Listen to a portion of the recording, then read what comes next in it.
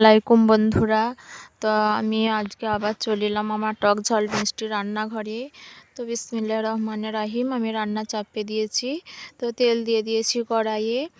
আজকে আমি রান্না করব পুঁই মিজরি দিয়ে শুকটি রান্না। তো তার জন্য দেখো আমি এইরকম শুকটি, এইরকম আলু আর এইরকম করে পেঁয়াজ কেটে নিয়েছি, সব একসঙ্গে ধুয়ে নিয়েছি। এবার আমি রান্না শুরু করব। বিসমিল্লাহ আলহামদুলিল্লাহ। আমি শুকটিগুলো আগে তেলের ওপরে ভেজে নিচ্ছি লাল লাল করে।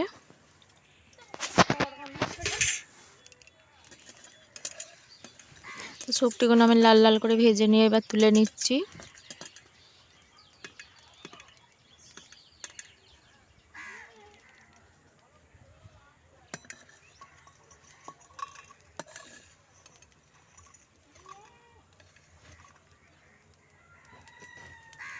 তো শুকটি ভেজে আমি তুলে নিয়েছি। এবার এই তেলেতেই আমি পুঁই মিজরি, আলু আর পেঁয়াজ একসঙ্গে তেলের ওপরে একটু নেড়ে নেবো। তো ততক্ষণ লাড়া হচ্ছে বন্ধুরা, একটা কথা বলি, আমার প্রথম চ্যানেলটা ছিল, একটু ভুলের জন্য আমার মনিটাইজ হয়নি, তাই জন্য আমি প্রথমকারের চ্যানেলটা বাদ দিয়ে দ্বিতীয় চ্যানেল করছি। তো বন্ধুরা পাশে থাকবে, একটু সাপোর্ট করবে, আমার রান্নাটা একটু কমেন্ট আর শেয়ার করে দেবে, চ্যানেলটাকে সাবস্ক্রাইব করে দেবে বন্ধুরা, পাশে থাকবে। আমার একটা চ্যানেল নষ্ট হয়ে গেছে। তো যাই বা হোক, আমি রান্নাটা তেলের ওপরে একটু নেড়ে চেড়ে নিয়েছি। নিয়ে আমি লঙ্কা গুঁড়ো, হলুদ গুঁড়ো, জিরে গুঁড়ো আর ধনে গুঁড়ো দিয়ে ভালো করে নেড়ে চেড়ে নিচ্ছি। একটু নুন দিয়ে দিয়েছি পরিমাণ মতন, আমি আমার প্রয়োজন মতো দিয়ে দিয়েছি, আপনারা আপনাদের প্রয়োজন মতন দিতে পারেন।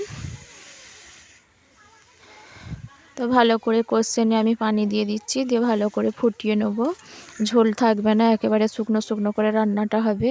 তো আমি ভালো করে নেড়ে চেড়ে নিয়ে পানি দিয়ে ঢাকা দিয়ে দিচ্ছি।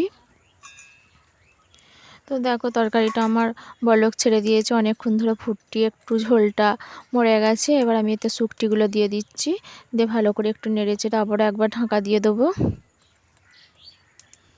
তো রান্নাটা আমার হয়ে গেছে, আমি এইভাবে রান্না করে নিয়েছি।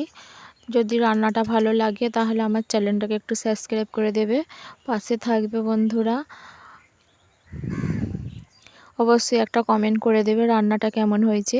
তো আমাদের এখানে আমরা পুঁই মিজরি বলি, তোমাদের এখানে কী বলে বলবে।